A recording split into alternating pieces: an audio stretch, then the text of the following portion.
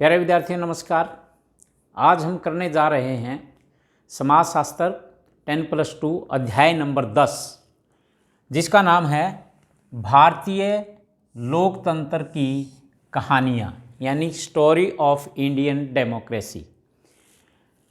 तो सबसे पहले हमें लोकतंत्र के बारे में ही पता होना चाहिए कि लोकतंत्र है क्या। तंत्र मैंने शासन, लोक मैंने जनता, जनता का शासन।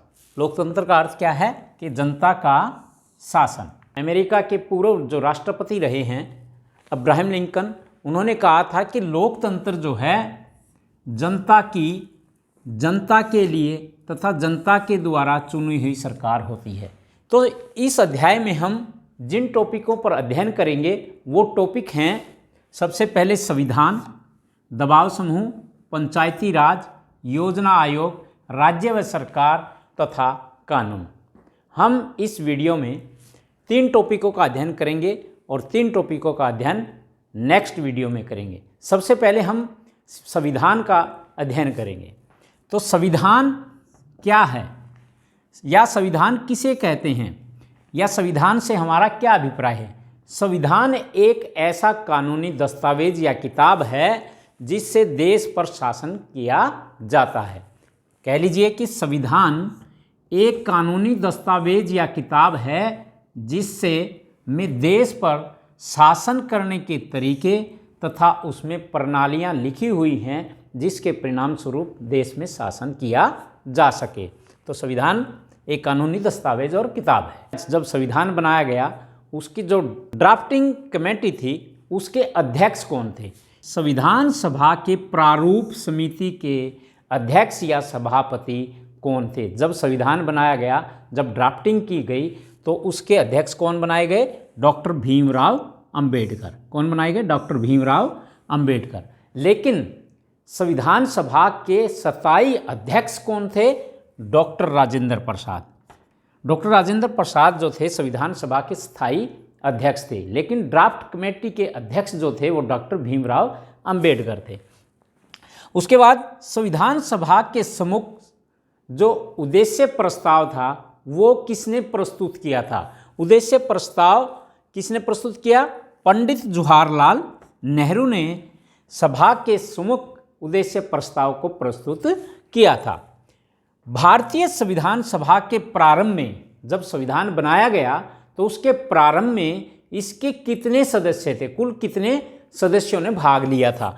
कुल सदस्य जो थे वो 389 थे, यानी 389, जिसमें से जो 292 सदस्य थे वो ब्रिटिश प्रांतों के प्रतिनिधि थे तथा 4 जो थे वो चीफ कमिश्नर वाले प्रांतों के प्रतिनिधि थे, और 92 जो सदस्य थे, 92 जो सदस्य थे वो थे हमारी देशी रियासतों के प्रतिनिधि। इस प्रकार कुल जो संविधान सभा के सदस्य थे वो 389 थे। तो अगला प्रश्न हमारा है, संविधान सभा का निर्माण कितने समय में बना? कितना समय लगा संविधान को बनाने में? तो 2 वर्ष 11 महीने और 18 दिन में हमारा संविधान बनकर तैयार हुआ था, अर्थात उसका निर्माण हुआ था।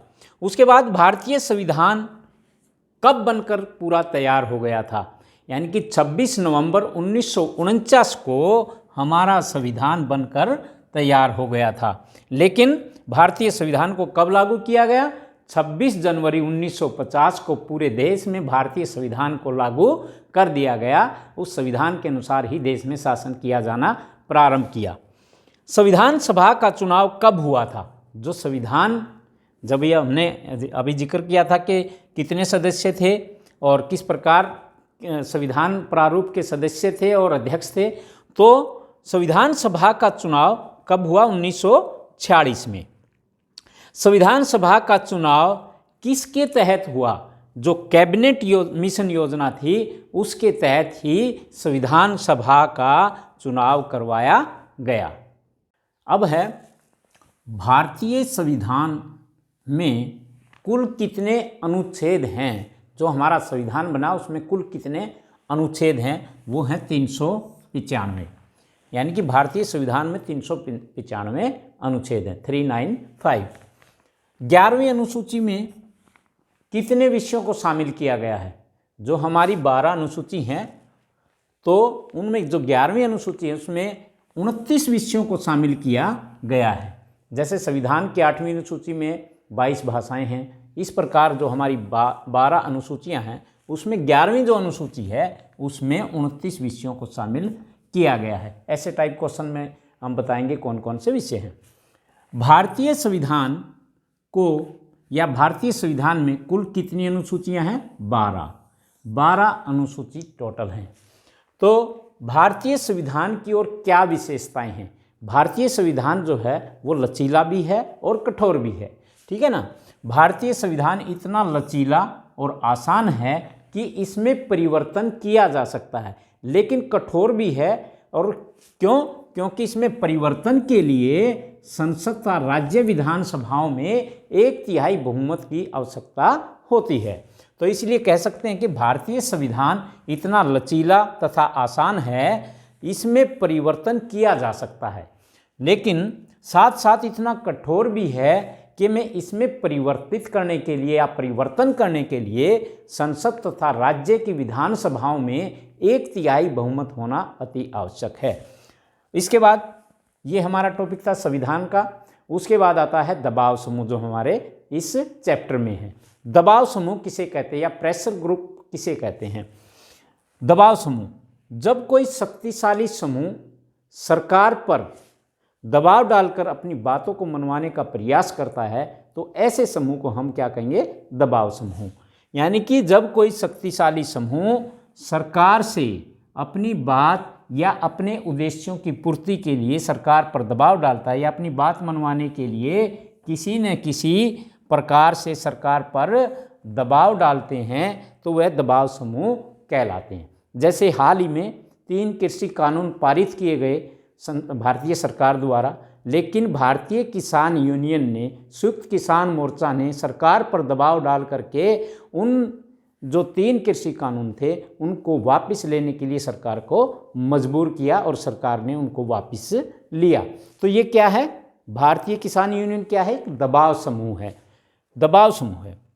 भारत में दबाव समूह की शुरुआत कब हुई थी? ये कब आरंभ हुए थे? सन 1920 में दबाव समूह प्रारंभ हुए थे या इनकी शुरुआत हुई थी। और भारत में सबसे पुराना दबाव समूह कौन सा है? All India trade union. दबाव समूह की कौन कौन सी विशेषताएं हैं? यानी कि जो दबाव समूह जो सरकार पर दबाव डालकर अपनी मांगों को मनवाते हैं उनकी क्या क्या विशेषताएं हैं? नंबर 1, इनका एक संगठन होता है जिसके नियम के तहत ये कार्य करते हैं। समान हित या समान उद्देश्य, यानी कि सरकार पर जब दबाव डाला जाता है तो इनका समान हित होता है, कोई मांग होती है उसके आधार पर ही वो सरकार पर दबाव डालते हैं। निर्दलीय प्रकृति, यानी कि कोई भी व्यक्ति किसी भी दबाव समूह का सदस्य हो सकता है या नहीं भी हो सकता। और चौथा है, ये जो दबाव समूह होते हैं ये सरकार पर सिर्फ दबाव डालकर अपने उद्देश्यों की पूर्ति करते हैं, अपनी मांगों को मनवाते हैं, लेकिन ये दबाव समूह कभी भी चुनाव नहीं लड़ते या चुनाव में भाग नहीं लेते। किन्हीं 2 दबाव समूहों के नाम बताओ। कोई भी 2 दबाव समूह, जैसे 1920 में पहला दबाव समूह था ऑल इंडिया ट्रेड यूनियन और दूसरा भारतीय किसान यूनियन, संयुक्त किसान मोर्चा या चिपको आंदोलन। इस प्रकार के जो आंदोलन रहे हैं या दबाव समूह रहे हैं जो सरकार पर दबाव डालकर अपनी मांगों की पूर्ति करते हैं। तो प्यारे बच्चों, ये था हमारा दबाव समूह का टॉपिक। अगला टॉपिक है हमारा पंचायती राज। इससे पहले हमने दबाव समूह किया, उससे पहले हमने संविधान का टॉपिक किया। अब हमारा तीसरा टॉपिक जो है वो है पंचायती राज। यानी कि पंचायत किसे कहते हैं और भारत में पंचायती राज में 3 टायर सिस्टम जो है वो क्या है उसके बारे में हम चर्चा करेंगे। पंचायत किसे कहते हैं? यानी कि 5 व्यक्तियों का समूह या पंचों के समूह, यानी कि 5 पंचों के समूह या 5 व्यक्तियों के समूह को हम क्या कहेंगे? पंचायत। तो भारत में पंचायती राज व्यवस्था कब शुरू हुई? सन 1959 में भारत में पंचायती राज यानी कि गांव के विकास के लिए जो योजनाएं बनाई गई वो पंचायती राज के तहत ही बनाई गई। तो इन योजनाओं को क्रियान्वित करने के लिए पंचायती राज व्यवस्था को लागू किया गया सन 1959 में। पंचायती राज की 3 स्तरीय संरचना कौन कौन सी हैं, यानी कि त्रिस्तरीय ढांचा कौन सा है जिसके आधार पर गांव में या ब्लॉक में या जिले में अधिक से अधिक विकास हो सके। ग्राम स्तर पर ग्राम पंचायत, ब्लॉक स्तर पर ब्लॉक समिति और जिला स्तर पर जिला परिषद। इस प्रकार 3 टायर सिस्टम इसको हम बोलते हैं, त्रिस्तरीय ढांचा इसको हम बोलते हैं, जिसके कारण गांव में, ब्लॉक में और जिले में विकास हो सके। तो हरियाणा में पंचायती राज अधिनियम कब पारित किया गया? वो किया गया सन 1994 में। पंचायती राज संस्थाओं में स्त्रियों के लिए कितनी सीटों को आरक्षित किया गया है, यानी कि 33% या 1/3 सीटों को आरक्षित किया गया है।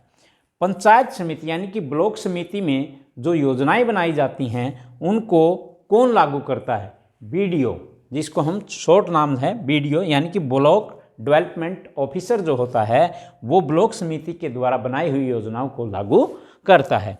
हरियाणा में ग्राम पंचायत में कितने सदस्य होते हैं? ये संख्या के आधार पर होते हैं। यदि बड़ा गांव है तो ज़्यादा से ज़्यादा 20 सदस्य हो सकते हैं और कम से कम 6 सदस्य हो सकते हैं। यानी कि बड़ा गांव हो जिसकी जनसंख्या अधिक हो तो उससे आगे 2 पंचायतों का गठन किया जा सकता है, लेकिन एक पंचायत में 6 से लेकर 20 तक सदस्य हो सकते हैं। तो प्यारे बच्चों, आज हमने ये 3 टॉपिक किए हैं। यदि आपको ये तीनों टॉपिक पसंद आए हों तो चैनल को सब्सक्राइब करें, लाइक करें, शेयर करें। आप सभी विद्यार्थियों का बहुत बहुत धन्यवाद।